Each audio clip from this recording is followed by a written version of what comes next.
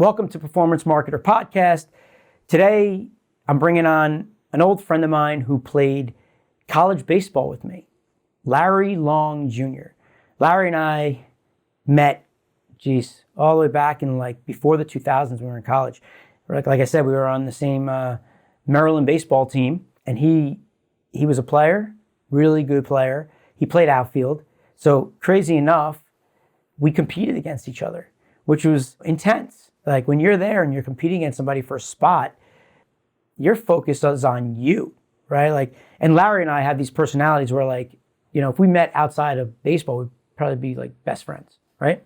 Because we're both similar in belief systems and at the heart, we care about people, right? We empathize people, we want to help people, right? We both feel that way, and we're out there, we're talkers, so we could talk all day.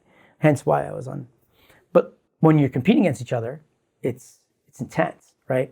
And it's not as much fun, and we went through that a lot. So I got to know Larry really well, more than most people, because of all the outfielders. I know them the best because I spend the most time with them, and we're competing for spots. And Larry was a player, man. Mad respect for the kid. He was fast as anything, like lightning, right? He's writing a book called Jolt. It's probably because of how fast he was, my guess, or maybe for some other reason. But for me, he was lightning fast. So But in any event, he's coming on today. We're going to talk. He's just the positive energy he brings to the table. He's a motivational speaker. He talks all around the world, helps like massive companies like Salesforce. He is a treat today for us. So with that said, let's dive in and talk to Larry.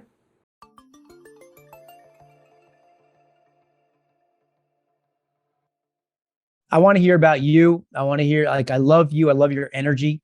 I miss you, man. I really do. It's so good to see you out there. I can't imagine how many people you're just impacting you're just you have a warm heart. I could tell it's sincere. It's authentic because I know you. I know who you are, right? I know you from playing baseball together. So it's no turn the camera on and then, oh, there's the Larry. You're being you. And I love that. And I love, you've always had a strong personality, but now you're using it to your advantage, which I love. And there's no doubt you're making an impact on people. I don't know if you're monetizing it. That's a whole other conversation that we can help you with at some point. But why don't we dive in and you tell us a little about who Larry Long is, just as a person, and then we could dive into what you're doing, and then maybe you can share some gold nuggets with the audience, all of these performance marketers, these entrepreneurs listening to you, so we can dive in. So talk to me. And that sounds like a plan. I appreciate it, Bear. I appreciate you having me, man, and great to see you. I've been so fortunate. I look back through my career from University of Maryland and working at Accenture doing IT consulting, going to minor league spring training, and they said, hit the road, Jack. Thank you for coming out. God bless you and good night. Don't let the door hit you where the good Lord splits you. But everything happens for a reason, man. I moved to Raleigh, North Carolina because I was tired of doing the consulting. I wasn't passionate about it. I was taking jobs away from the United States and sending them overseas, and I couldn't get excited about that. Now the money was good relatively, but right here in the heart, I said this can't be God's plan for me. I moved to Raleigh, opened up an indoor baseball softball academy. You talked about impact. I've got kids that I worked with when they were 8 years old, hitting me up on LinkedIn, Coach Larry. I still never forget. Head down, eye on the ball. Hard line drive, all the stuff that Coach Kalina, rest in peace. I love that. Taught us just the basics, but it's the basics of baseball on the diamond, but more importantly, the basics of life. And that, I can't tell you how much that warms my heart. Now, unfortunately, we ran out of money. When you got more money going out the back door than you have coming in the front door, 10,000 square feet. Oh, the bank of Mama and Papa Long, they said, we love you, Larry. We love you so much. We're going to let you shut this down. You're not like the big banks. You're not too big to fail. And that was it was a learning experience, having to borrow money from grandma and my parents to pay my rent, pay all my bills. Luckily, I don't know if you remember Corey Richardson. He pitched at Carolina. He was my roommate, my landlord at the time, and he just had so much grace, so much mercy. He helped me out a ton. That's great. Yeah, even though he's a Tar Heel, I got nothing but love for him, man. How'd you meet him? One of the summer leagues? Corey summer in 1999 playing Wood Bat League in the Coastal Plains League. Nice. It's crazy. I was living with a host family, and Corey invited me to church. And after church, they went to, I think it was Bojangles. I remember calling home to my parents. I said, Mom, Dad, Bojangles. They go to Bojangles after church. I like this dude. And we just, after that summer, we stayed in touch. And Corey was he was a blessing. He's the one who got me in touch with my business partner. He said, hey, look at this business plan. This guy from my men's baseball league is looking for investors. Do you want to go in and invest? I looked at the business plan. I said, nah, I'm not trying to invest. I want to be a part of this. So I met the gentleman, Jason Angel. I said, hey, everyone's got a number. What's your number? He gave me a number. I looked at my 401k retirement. I looked at my mom, dad, and grandmom. Next thing you know, I'm in Raleighwood, North Carolina, opening an indoor baseball academy. And that was all she wrote. But when it failed, Corey was there. He helped me find a job. He supported me. It's amazing. I've worked with him 3 times, 2 times since the baseball academy failed. And it's just, when you talk about good peeps, he's good peeps. And I try to surround myself. I think Jim Rohn says, you are the average of the 5 people you spend the most time with. So you know how that is. If you're with some of those negative Nancy's we had on some of those teams, those negative Nellies, I'm not going to say any names, but you're probably going to be negative as well. And I see the smile on your face. You know exactly what I mean. It's crazy just how many parallels there are. And the more things 100%. Change, the more things stay the same, man. Yeah, totally. I couldn't agree more. You know, it's just like, it's all mindset. It's all belief. It's all around just you believing in yourself, right? Putting yourself around good people. To your point of like, when you publish, it's like when people say bad things about you, it's hard to not take offense, but then you got to think about it as, don't even listen to that person. Like that person must be in such a bad place to be saying that like you almost feel bad for that person. Right. But you just surround yourself with people that you like and that are influential and positive. And if somebody has any negative energy to you, just listen. Let's just agree to not see each other ever. Like, thank you. Good luck. If something changes, I'd love to talk to you. But yeah, I mean, at the end of the day, you're stuck with your family, but everybody else, and even family, right? But like at the end of the day, like if someone's going to try to bring you down, life's hard. Everything's hard. Baseball's hard, right? We struggled. I mean, I take so much from that into like what we do, from just the adversity that we had to deal with. Even like, we have a week where we go 0 for 7, 0 for 9. And now like you're in your mind, like, oh man, to get my average up to 340, I got to go 6 for 8.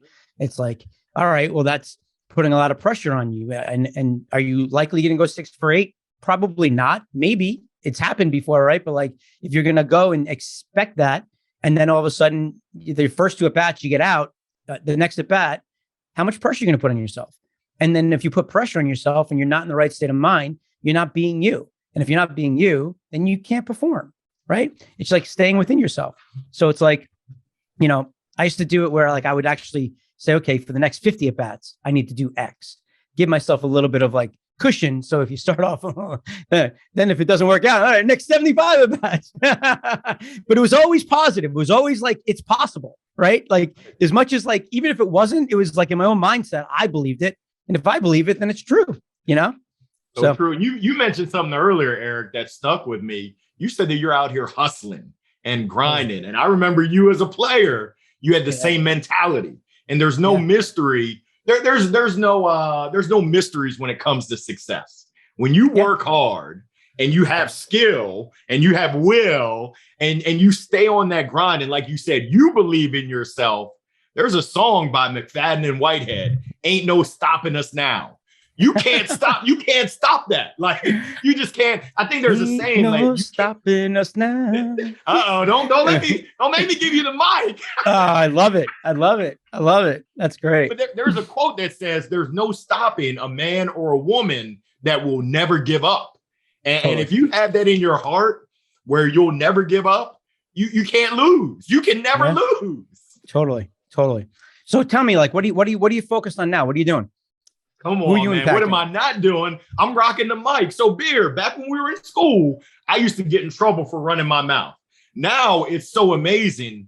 I get paychecks for running my mouth. I just emceed an event at Salesforce last week where I got to introduce Coach Prime, Neon Deion Sanders, Arsene Wenger in the English Premier League, Ryan Serhant, $1 Million Listing New York. But I'm an MC. I'm a motivational, inspirational, transformational speaker. I just co-authored a book, so I'm officially an author, which just launched. Awesome. And then I've got my solo book project.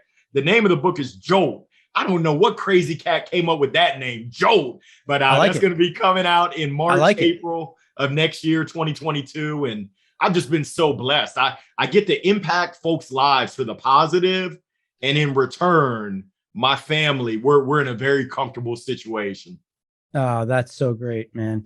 I mean, I love your energy, and there's no doubt you just beam with positive energy, and people just are better people being around you, right? It's just as simple as that. And I'm lucky to know you. I'm lucky to have you here. I'm glad that we're connecting here. This is awesome, man. Likewise, so, it takes one to know one. Come on, man. Don't make me blush. Don't make a brother blush. It was the best. Yeah, I missed those days a little bit. I saw them in our Terps made the World Series. I visited Washington, D.C. a few years back, hit up Swope. He gave my family a little tour around the facility. They added a lot of stuff, man. Like, it's real deal. It's awesome. And then, like, we're chatting and he's like, yo, the players, they ain't like what we had. He's like, yeah, like, this is a real deal. And I'm thinking to myself, dude, we would have been there. What are you talking about? Like, you can't tell me, like, you know what I mean? Like, mindset, like, come on, you can't tell me those ball players are better than us. Like, that's a hard thing to, like, accept, like, as an athlete, even if they are, the mindset is like, you have to think you're the best or you're not going to be able to succeed. Right. Because everybody's trying to bring you down. And like, it was just funny how he was like saying that. And I was like, yeah, okay. Coach Swope, it's funny you mentioned that because Eric, I invested in myself. I launched my business full-time in March. I invested in a coach in June, and looking back at it, that's the best investment I've made 100%. Because of the accountability, because of that belief in me, and just that reassurance that, hey, you're going to go through some slumps. You've been through some slumps on the baseball diamond, so you better get used to it. But it's really how you react to it, keeping that happy medium. Man, the results that we're getting. I mean, I go to the World Series every day I wake up, and it's just it's thrilling. I mean, I think Kobe called it the Mamba mentality, where you're always looking to up level and take it to that next step. It's just that's a really good life, at least for me. That's living my best life when I'm looking to level up. It's like, Larry, you're good, but what will make it great? Hey, Larry, you're great, but what will make it wonderful? 100%. Dude, if you asked me 5 years ago about coaching and working with people, I would have been like, man, you're crazy, right? If I tell you in the last 3 years, I'm just like, top of my head, I probably spent between like $300,000 and $400,000 on coaches right now, and game changer, maybe even more, maybe up to $500,000. And it's powerful. It's not only the accountability side of things, right? It opens up the door to seeing inside things that you would never see that fast track your success, depending on the type of coach that you're looking, right? There's the mindset coach. Then there's the coach that might help you with building your business. And there, whatever it is, the whole point of it is you're going with somebody. And if you're choosing to work with someone, the way I pick it is I like to look at who they are as a person. I like to look at the results they've had and where I want to be, right? And then who's a part of it. And those three things alone are like, to me, fast tracking your success in like, it's the best money spent, right? Instead of like sitting there trying to figure it out and like, you just keep doing it and you keep doing it, you keep doing it. And you're like, I'm going to get to it. And you never do. Right. So like, I'm so blessed that I was able to do that. The ROI is not just monetary, right? It's also being happy. It's also, with your family, and that's powerful. But I mean, you definitely do see an ROI in a lot of different ways. You just got to figure out how you're going to measure it.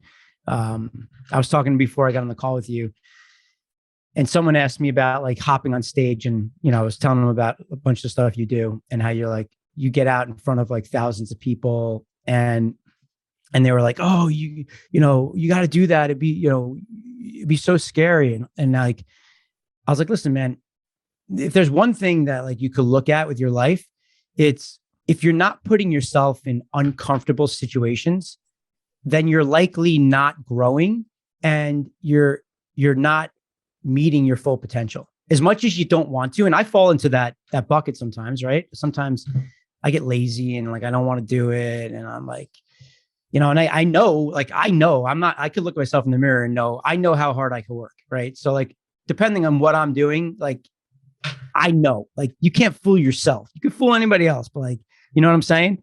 And it was like, the thing is just like the way you get out and do all these things and you're just keep pushing yourself is just, it's admirable.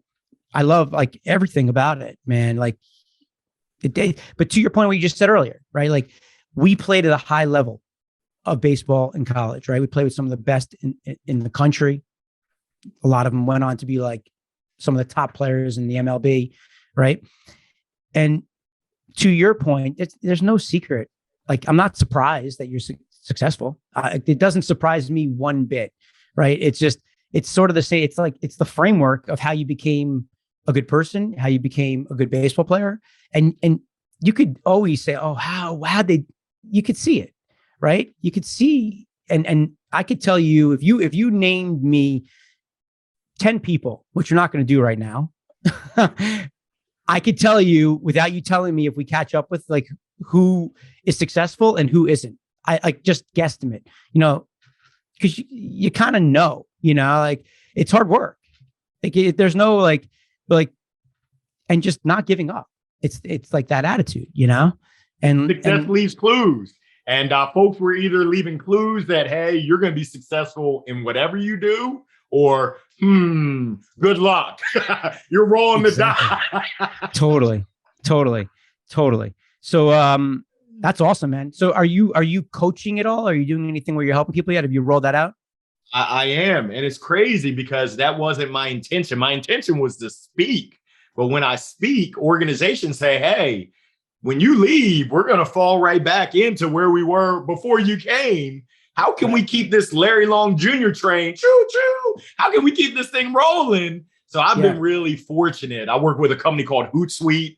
I train their sales leaders across the globe. Some of their sales reps. Been working with some international teams. It's and I love that one-on-one coaching. It's just like in baseball. I mean, when we had small workouts, small group workouts, just the impact for you to be able to see someone progress and someone's confidence, someone's belief in themselves, and then they put it into action, they get results. You talked about production and performance. It's just amazing. It's like, wow, I played a small part in this. They executed on it. Boom, mind blown. Yeah, totally.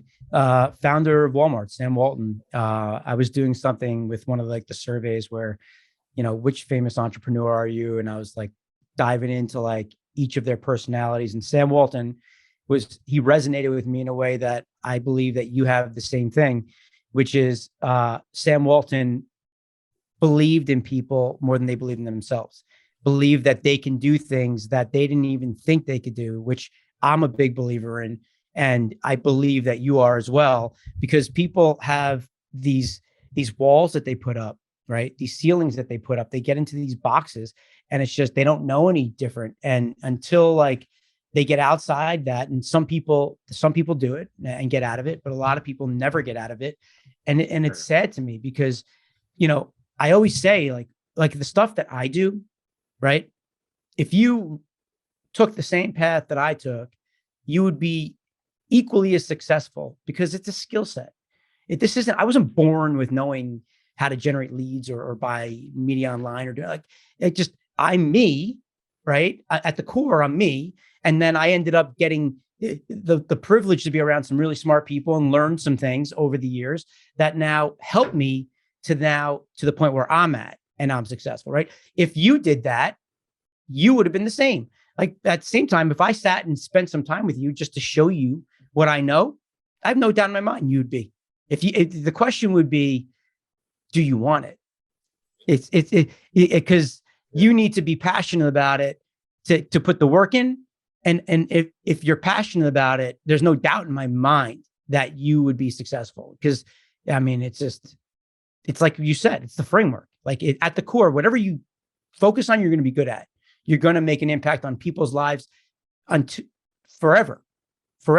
But what the beauty is, and you have a responsibility, I believe you all kind of have a responsibility in this day and age, is to try to like catch some of your greatness in a bottle and put that online so that you last forever. Your legacy lasts forever. And like you can hit people that you may not see in a Hootsuite meeting, right? It's like you're impacting people you don't even realize.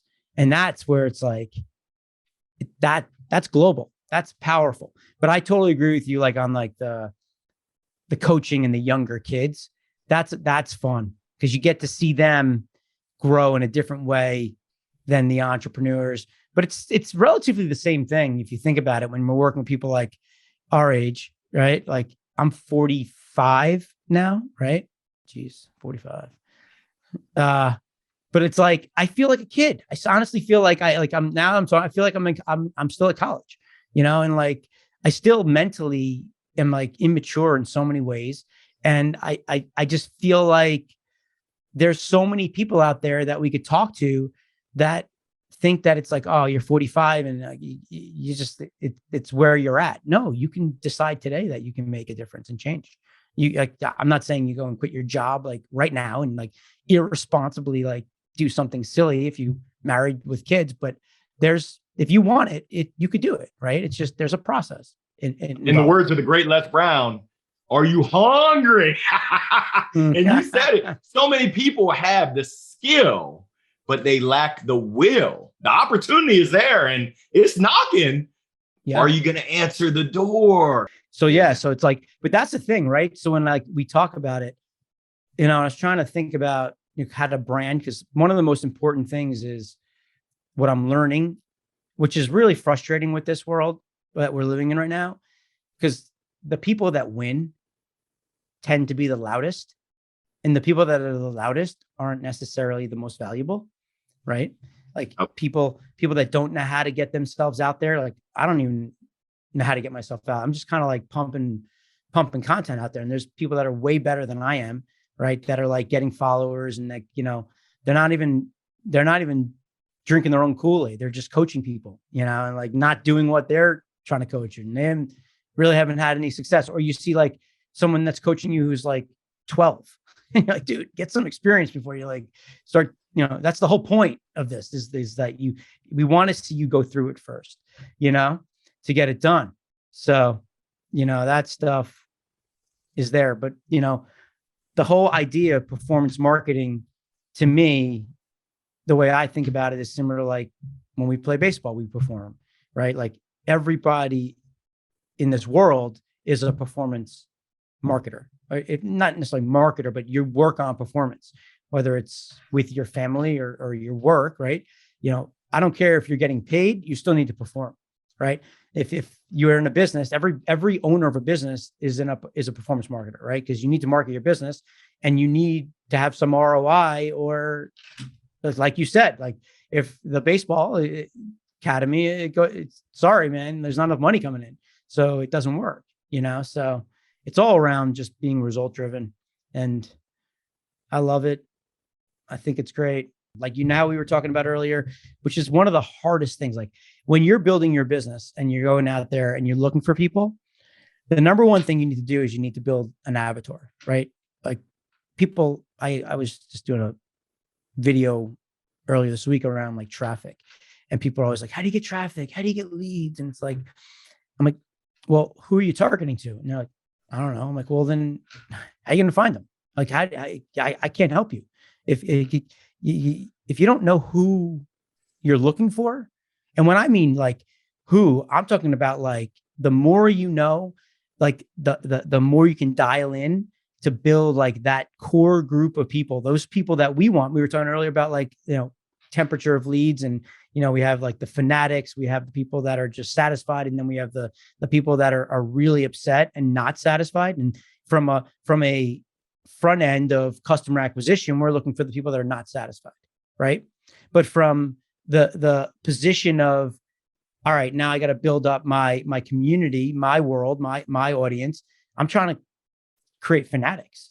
Like I want that person that's going to, I might not even have the best product out in the marketplace, but they're still paying for it because they want to be in my community, in my world, because of the value that we're bringing to the table is just not just the software, right? It's not just that. It's everything. It's the people helping each other. It's like just like the overall like aura of what it's about, right? And if you're in there and you have a lot of people that are like you, right? That's the powerful thing. It's just hard to figure it out. And what I figured out, I could give you a little, like, well, at least my little trick and it's not everything, but one of the things that it took me a little while to figure out was when you're trying to build your avatar and your target market, there's a few things you need to do, but one of the things that I learned was you're ultimately looking for an earlier version of yourself before you had success, right? So it's like, it's pretty wild, but then you start like, wait a second, you start thinking about yourself, and it's the craziest thing. You start learning things about yourself that you've been living with your whole life, but you never really take the time to sit down and think about it. Yeah. And now like you're trying to build out like this avatar, and you're thinking about like, well, what would I do? Like you have the answers. It's almost like you just need somebody to just pull it out of your head.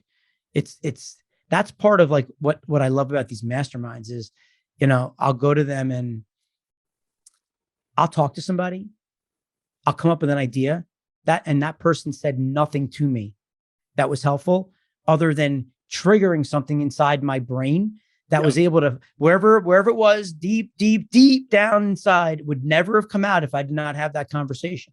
Right. So like, to me, that's a value, because if that doesn't happen, then everything that going forward, if I go and execute on that idea and it works, would never have happened. Right. And that all stems from that one conversation. My avatar, my ICP is software sales companies. So like Salesforce, Gong, and Bitch, like there's a bunch of software companies, but VMware, I do some CPG stuff with folks.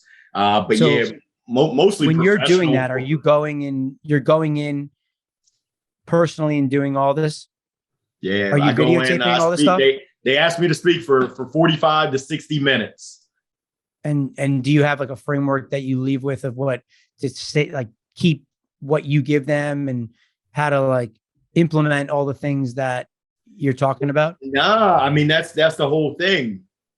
I'm the motivational guy that gets them thinking. And I'll be honest, 10% of the folks in the audiences actually take what I'm talking about and do something with it. Of course. The majority, the other 10, there's another 10%. It doesn't matter what I would say. They just don't give a damn. They're so far gone. And then that 80% is kind of like, yeah, that's good, but I'm in my comfort zone. This guy, he ain't gonna mess up my comfort zone.